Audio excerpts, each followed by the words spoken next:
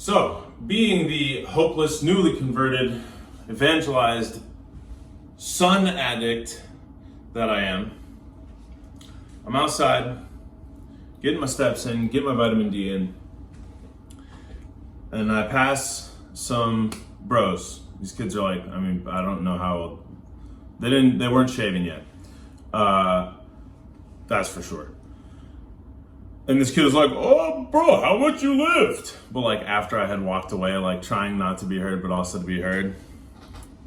And so I said my smart ass thing. And then we started talking for a minute. And he wanted to know how much I benched. And I was like, okay, there's a million different ways to answer this question. Do I want to go down the whole, do I want to just unload on this kid, just don't bench? No. So I was like, last time I benched was like, I don't really do it anymore, but I just like 225 for 14 reps. He was like,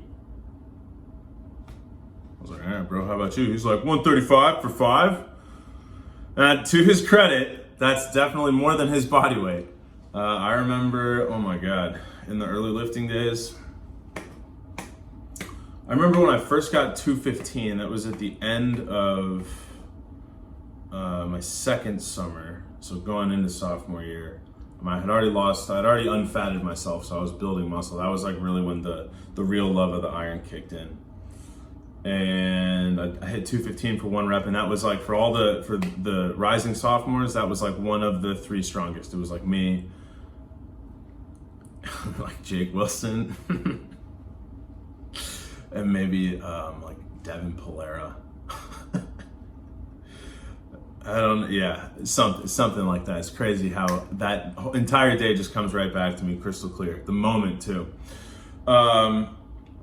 Anyway, so that said, so I was like, okay, kid, it's this, and he's like, hey, dude, I bet nobody else can ask you this, kid. How's your form? He was like, it's pretty good by the last rep, but first 4 are good, but the 5th one is, I was like, all right, cool, bro. Keep crushing it. And I went on my way. And as I was warming up today, or really rather warming down, you'll see why in a minute, I was like, how low can you sing, bro? Like in my head. Question just came to me. And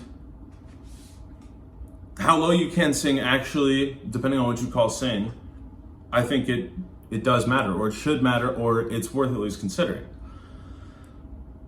For a long time, I heard, or rather, I was encouraged by a couple of different people. They were like, yo, you should just like sing some bass rep, not as a end product, but as like a sort of warm up.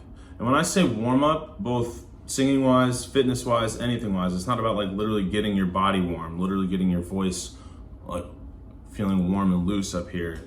It means preparing for the real work to come.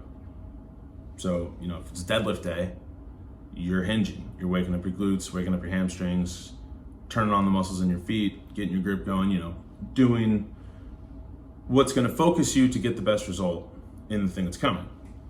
So singing wise, for me, when I've been warming up, I've been focusing on making sure that at the very bottom of the scale and at the very top of the scale, there is no accent. Nothing is more accented or less accented than something else. And also the volume is the same, or rather like the resonance and the amount of ring in the room and the amount of force that I feel, or rather the amount of, that everything feels the same. And so the utility in learning how to sing, or rather warming up with something low, a FOC lower than what you already are, is that it is going to require the support. This is at least what I think these smart people than myself, more experienced people than myself, were thinking. It's going to require adequate support in order to make all that other stuff, the homogeneousness of everything, in order to bring that to life. You're going to have to be in touch with, wake up your apoggia, your lean muscles. It's like deadlift day, waking up the hamstrings. Because if you don't wake those up, in this instance, if you don't wake up the hamstrings and the glutes, then you are lifting with your back, which is how people get injured, and it's a friggin' nightmare. I think to that end, it's like if you don't warm up the hamstrings and the glutes and you try to bring those into heavy deadlift, then you're gonna like, if you're singing low and you don't have support, that means that you're all up in your throat. That means that instead of it happening down here in the actual muscles where you want it to be, hamstrings and the glutes, the passaggio muscles, it's happening up here, which is the danger zone. That's how you rip a hamstring, destroy your back, bust your voice up. So they were saying, sing this bass rep. And I'm extremely fortunate. I've always had a really easy low. I've always been loud. I've always had access to the top, but I haven't, the cross that I need to bear vocally, one of them, or at least the biggest one, it feels like, is consistency in accessing and using the top in context. But otherwise, you're gonna just scream the note, and it's fine, it always comes out. Unless it's in context. So, today, I was like, you know what, I haven't visited in a while. I haven't visited low. I haven't really sung with that. I haven't been approaching my warm-ups for getting ready, support muscles and everything else that needs to be gotten ready for, to sing the stuff that I'm training for. I haven't visited that from the angle of the low. So, I'm gonna get into that a little bit, talk about it, and then I'm gonna just go down and see how low I can go. And what we're gonna allow as going. Okay. Of late, I've been starting my warm-ups on a B flat. Low B flat. And all I'm doing is I'm getting a vowel that I think really gets me into a right position, a position that I like. Then I'm moving to another one that I'm gonna line everything else up off of, and then doing what I said about keeping the accents the same or totally removed all throughout, keeping the amount of pressure or the sensation similar to the same, not letting something pop out of place. Whoa, whoa.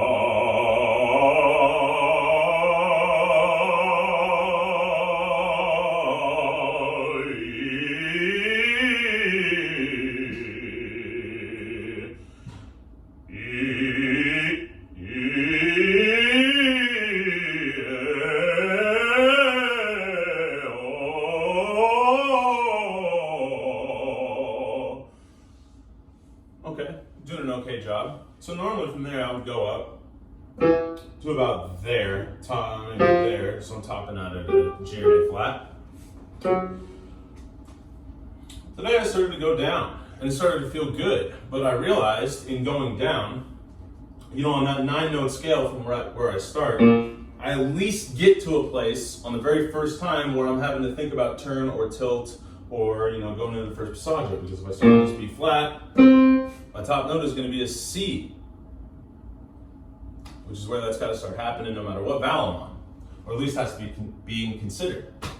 But I'm going down, and I get out of that range, which for me I think starts around a B flat. So once my top note is an A natural, below middle C, I'm not thinking about turn anymore, which means that there's a different set of guidelines, a different set of something allowed, permissible, usable, etc., that I need to give some focus to. So now we're going to go from so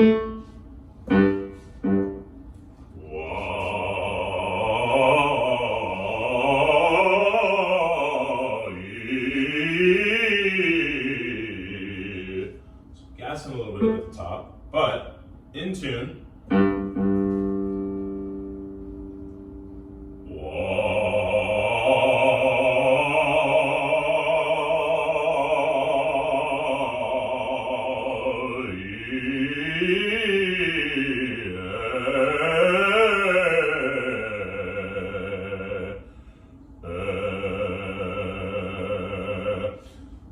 Why did I restart that? Because I could feel support muscles were not really engaged.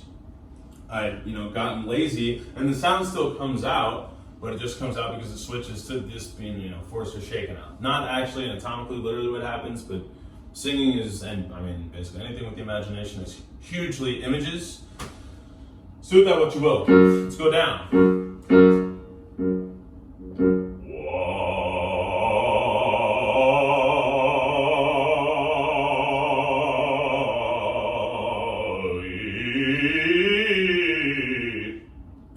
that E, here's what I felt right there. That E had a lot more grind, a lot more drive to it than the one right before it.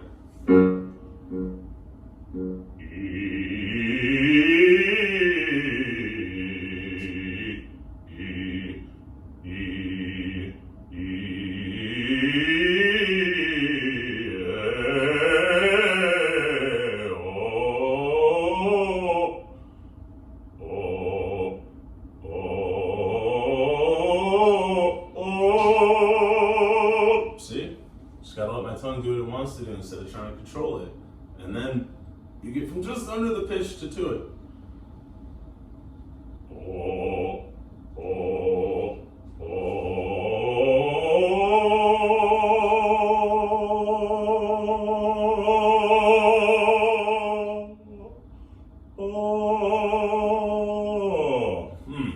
Okay, so the crescendo decrescendo is really a big indicator of what was your first strike like, what are the chords close like, and how well are you managing your pressure? How tilted and responsive is your larynx?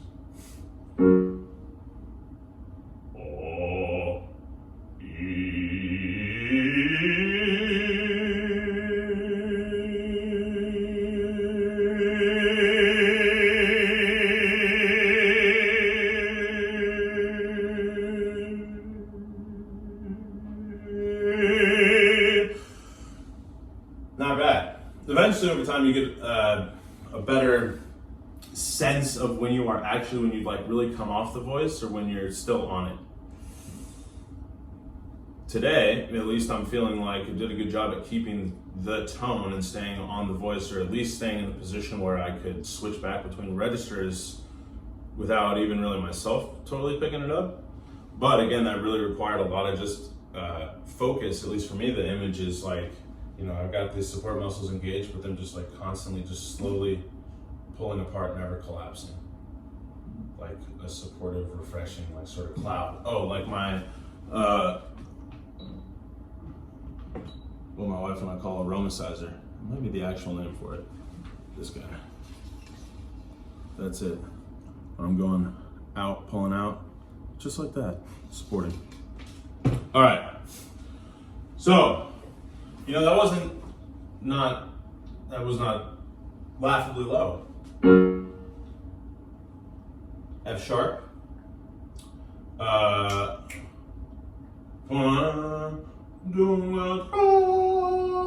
Yep. Cool. So this is, you know, again, a line I'm not going to sing, but a line my boy Renee Pop will sing. Yo, Renee, dog, I actually have no idea how to say your last name. It might be Papa, it might be Pop, but I got the Papa Doug. He's kept us company and seen me through some real vocal journeys. Anyway, let's try that Philip line.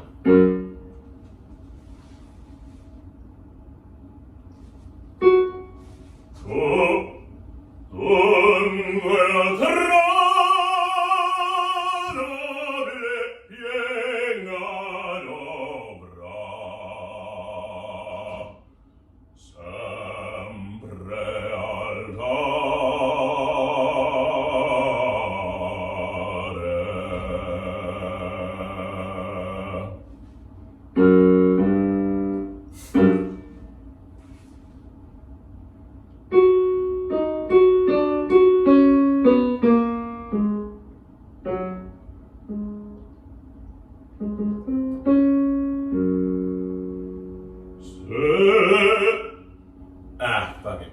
You know what?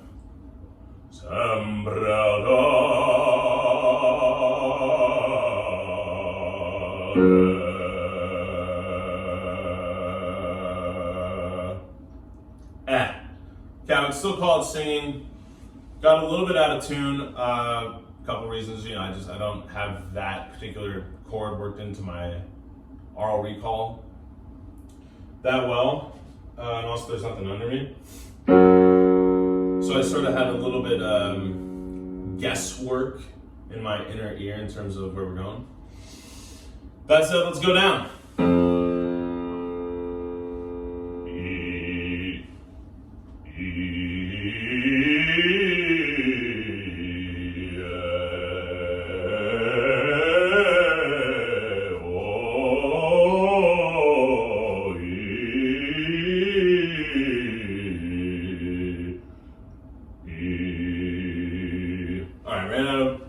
gas there. So what are we going to call singing and not singing? Because just hitting a note could be considered singing, but I think we got too much craft, too much discipline invested for that. So I think what we got to call singing is an onset phonation where you can go basically within reason anywhere back up into your usable working range, let's call it, or the rest of your range. And it is under your control. You can spin it, you can straight tone it, you can make it louder, make it softer, and you can have distinguishable, discernible vowels or text. If you can do that, it's singing. So, that was the F.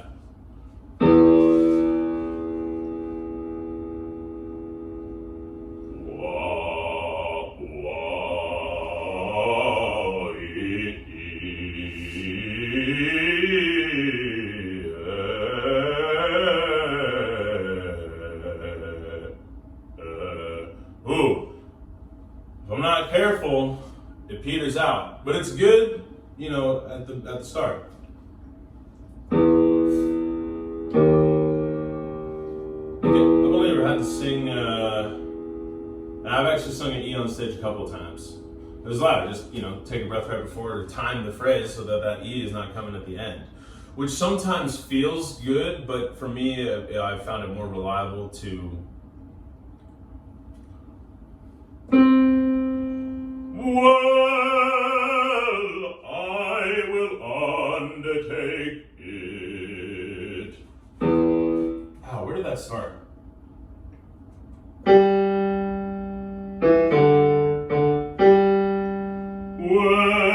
I will undertake it. I don't know, something in Midsummer. Okay, so sang an E in Midsummer, sang an E on stage in, what do you call it? Merry Wives of Windsor. Let's go down.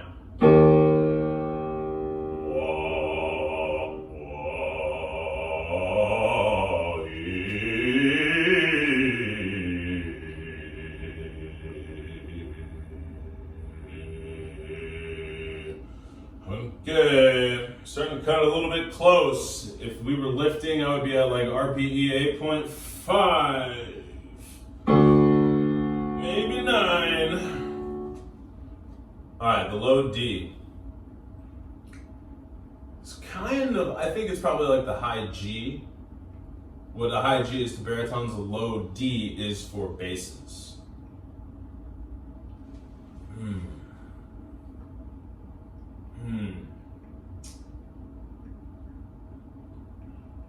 Or it could be the F sharp. The D could be the F sharp. Do I want to say that? Because there is the all-important low C. Maybe the D, maybe the low D is to basses, what the high G is to baritones, but the low C is to basses, what the high C is to tenors. It's the ultimate bass money note. All right, we're not even there yet. Putting the cart before the horse. Oh, we're at the low D.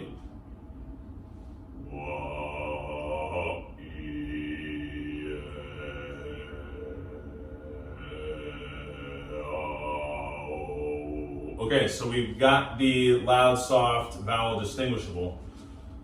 Let's see about getting some vibrato on there.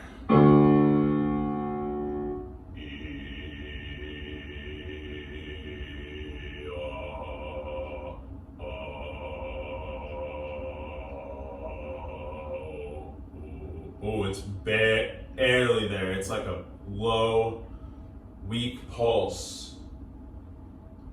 And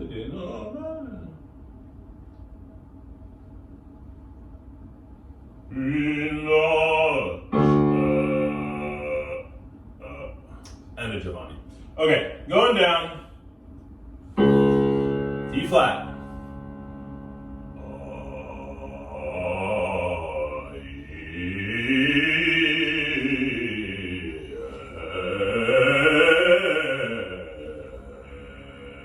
Oh, yikes, all right.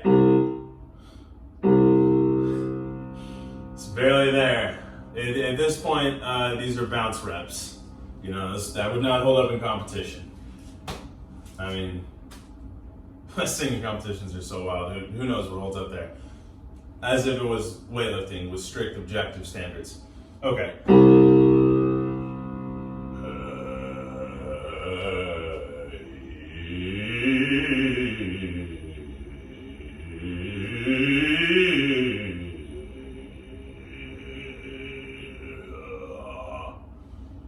Okay. The fact that I was able to go up from that low C into other part of my voice, like what I could definitely feel, I feel like I felt a register shift. But it didn't seem aesthetically displeasing. You know, like you can feel if something's going to be aesthetically displeasing. It's like ugly, it's not seamless. Didn't feel that. Could discern the vowels. Had some dynamic ability. Not even a chance of vibrato. I'm going to skip the low B.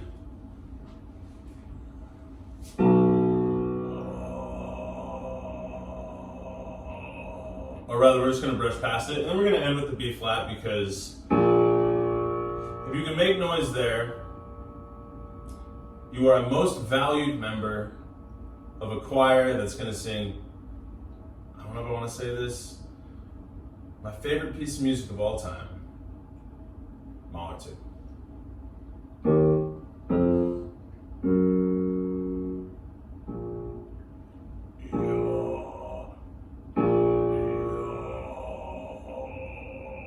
Oh, see, it's like, it's so not even there that like I have to like get around it and then try to tune into it.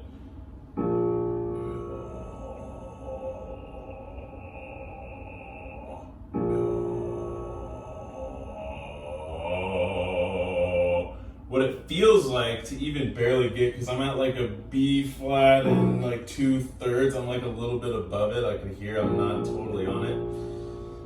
It feels like a siren.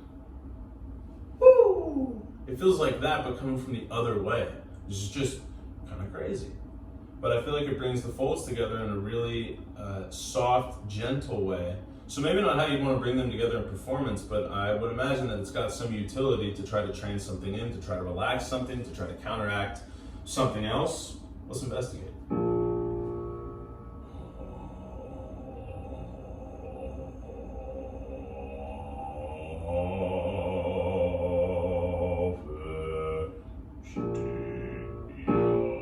So I can try it.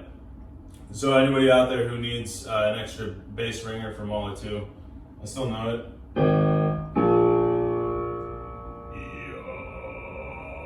And on the fry.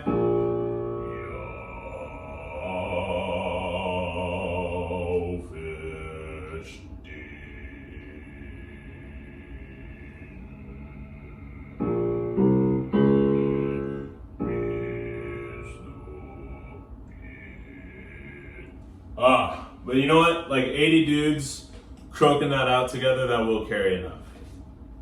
100 dudes, I don't know. It's supposed to be huge. So let's take what we learned from there. Let's reset with just one that's going to feel a little bit lighter, a little bit easier now. Let's go with the F sharp.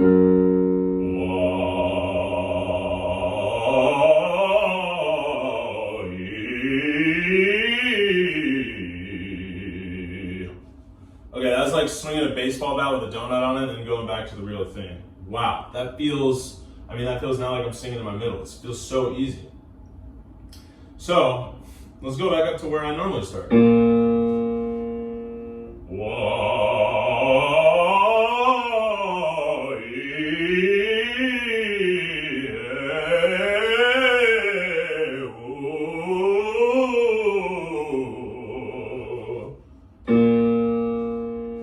Methinks there's something there. This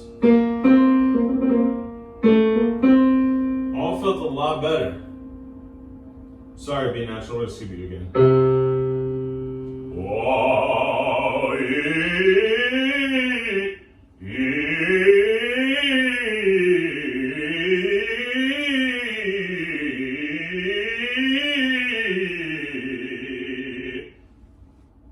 Feel like it rang on the last one.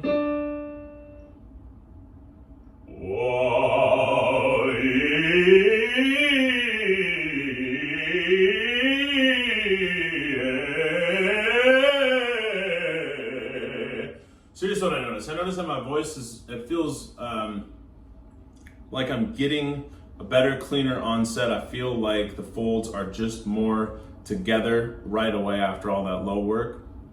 And I also feel like I have a faster, if I pay attention to it, I have a faster internal sort of sense of vibrato on how the line is flowing, which indicates to me that it's a really good balance between pressure and relaxation happening in here. And I think the reason that, getting that D in exactly the way that I want it just comes down to a new thing that I'm working on with my tongue, which is not trying to shut it down to the tip of my teeth. Just letting it go.